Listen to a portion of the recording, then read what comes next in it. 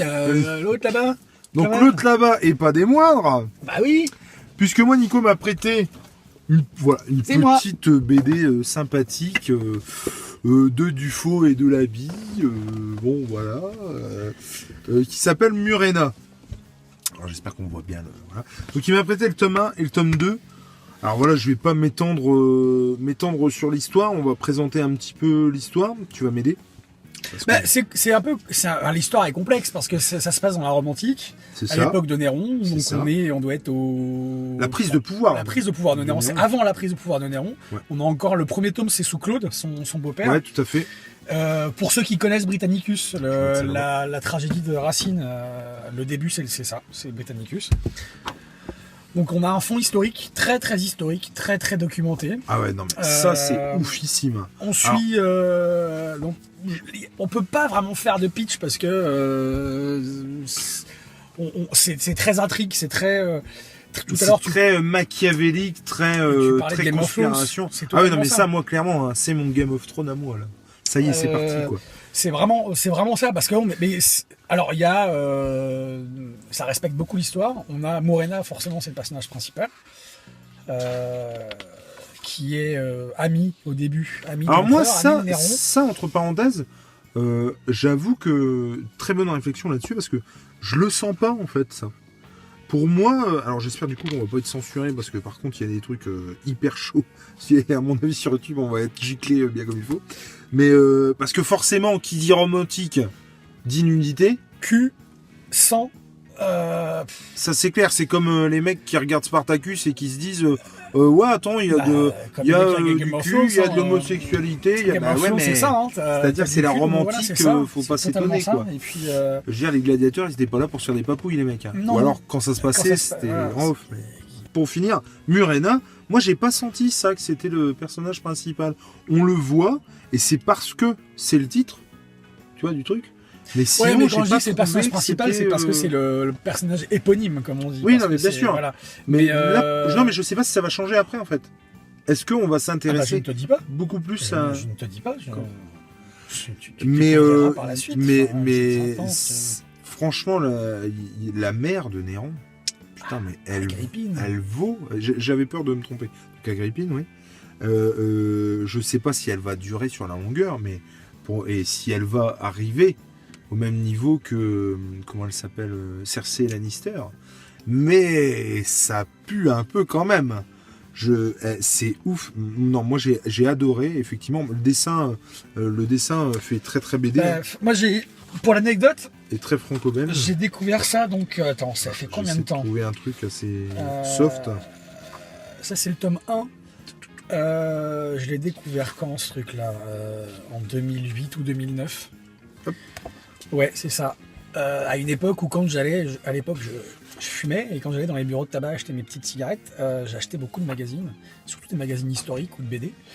Et là, la chance que j'ai eue, c'est que je suis tombé sur un magazine historique, je crois que c'était Historia, qui faisait, c'était un hors-série sur Néron et la Rome antique, et avec en substance une présentation de Morena et des croquis de Morena à la fin. Et quand j'ai lu le bazar, et que j'ai vu les planches et que j'ai vu le travail du faux dessinateur, de l'habile dessinateur, je sais plus c'est lequel le dessinateur, je me suis dit, purée, il faut que j'achète. Et j'ai pas été déçu. J'ai lu donc l'intégrale, hein, les 10 tomes, l'intégrale. C'est pas fini, hein, c'est en cours hein, la série, elle est loin d'être finie apparemment. Elle est loin d'être finie, ouais. D'après ce que disent les auteurs, il y a encore pas mal de choses à dire. Mais moi qui lis le tome 10, ouais, il y a... Et moi, je suis pas du tout historien, hein, mais si je ne m'abuse, Néron, il a pas fait des choses très sympathiques. Il a pas fait des choses très sympathiques, mais on lui prête beaucoup de choses pas sympathiques qu'il a pas faites, quoi. Ah oui, d'accord. C'est-à-dire que je veux pas m'avancer, je suis pas non plus spécialiste de la Rome antique, mais on dit que c'est Néron qui a brûlé Rome. Sauf que Rome, c'était comme toutes les villes de l'Antiquité, c'était des... Mais dis donc, il n'y en aurait pas un qui aurait brûlé Rome, non ? Enfin, brûlé la cité, j'ai envie de dire, dans Game of Thrones. Mais c'est très bizarre, dites-moi, tout ça. De là à dire que R.R. Martin s'est inspiré de Morena. Mais attendez. Attention.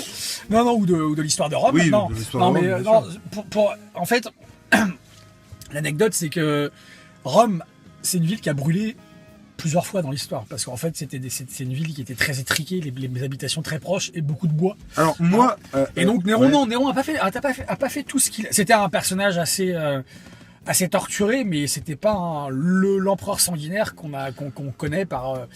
Alors justement, moi, c'est quelque chose sur lequel je voudrais revenir. Moi, l'Antiquité, que ce soit l'Égypte, la Grèce ou Rome, c'est quelque chose qui me fascine. Moi aussi. Ça m'a toujours fasciné. Moi aussi. Parce que je trouve ça incroyable que des civilisations aussi avancées, technologiquement parlant, techniquement parlant, qui savaient quand même faire des trucs de fou pour l'époque. Je veux dire, les pyramides, les mecs... je veux dire, la pierre en haut, fallait l'envoyer. Voilà. Puis surtout, faut se dire qu'il y a des choses qu'on fait aujourd'hui qui n'ont pas beaucoup changé depuis l'époque. Mais quoi. Carrément. Mais c'est un truc de dingue. Donc, et les Romains, c'est pareil, aussi cultivés, aussi, enfin, les Grecs, enfin, que ce soit les mathématiques, la littérature, l'art en général, une richesse incroyable, et être aussi barbares, mais dans tout ce qu'ils peuvent faire au quotidien.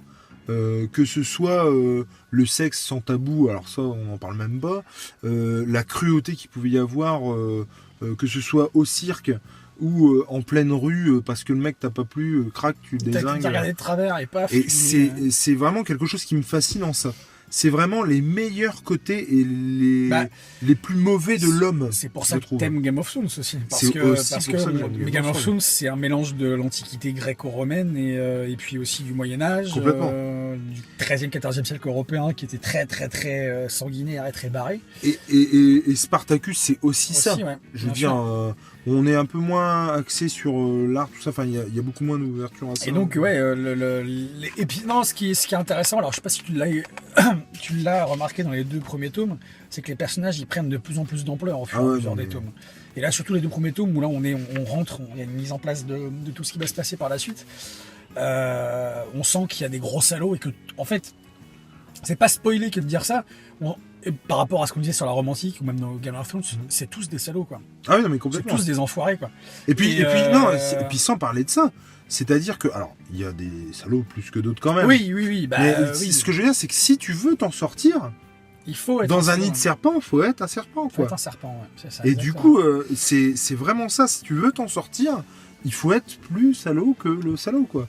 Mais ouais, non, moi j'ai surkiffé. Le côté complotiste, on est dans les bas-fonds. Là, les intrigues, quoi.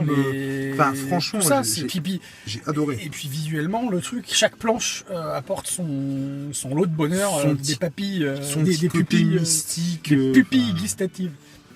Non, franchement, moi j'ai vraiment adoré. Et puis, alors, un côté très documenté. Moi je connais pas bien. Je ne suis pas prof d'histoire et je m'intéresse à l'histoire, notamment avec Nota BD sur YouTube qui est tout simplement exceptionnel. Mais je veux dire, je ne suis pas au taquet de chez taquet, c'est toujours quelque chose qui m'a plu. Je ne rechignais pas à aller en cours d'histoire. La période de l'histoire, elle est hyper complexe. Ouais, très documenté. Le glossaire. À la fin, ouais, Alors, là, parlons-en, parce que ça, par contre, je trouve que c'est une connerie phénoménale. Oui, un glossaire doit être à la fin. Alors, enfin, c'est n'importe quoi. Je veux dire, quand le glossaire... Je peux pas vous le montrer, parce que du coup, c'est pas possible, mais... alors, attendez. Je vais vous montrer le glossaire sans vous montrer la dernière page. Mais il faut être vraiment le dernier des abrutis pour mettre... Donc, il y a les sources. Alors, attends. Il y a les sources. Donc ça, déjà, c'est génial. Effectivement, on sent les mecs que le mec se sont documentés pour faire fait ça comme des gros clampins. Alors, attends, je vais le... Hop. Ouais, voilà.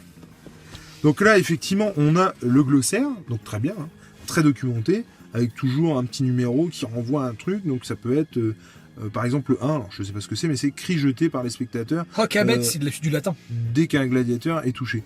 Bon, bah voilà. Et tout, c'est très, très, très documenté. Et du coup, on a l'impression d'y être, de comprendre ce qu'on lit et ce qu'on voit. Et ça, c'est vraiment génial. Par contre, je trouve que c'est une connerie phénoménale de le mettre à côté de la dernière page. Ça, c'est l'éditeur qui... Mais l'éditeur est complètement à la masse, le mec. Parce que je veux dire... Alors, on avait parlé... attends, c'était pourquoi ? C'est pareil, on en parlera sûrement dans une prochaine vidéo. Je veux dire, un deuil dans la famille de Batman, foutre sur la couverture Batman qui tient Robin ensanglanté et donc mort, faut vraiment être le dernier des abrutis. C'est pas parce que c'est un récit culte. Ouais, mais je pense que c'est pour ça qu'ils ont fait ça. Parce qu'ils se permettent de... D'accord. Mais avant... C'est comme ouais. Avant, tu voyais Robin comme ça, avec du sang qui giclait, tu pouvais pas prétendre qu'il était mort. Le titre, il spoil un peu tout aussi. Hein. Bah, d'accord, mais il y a un doute.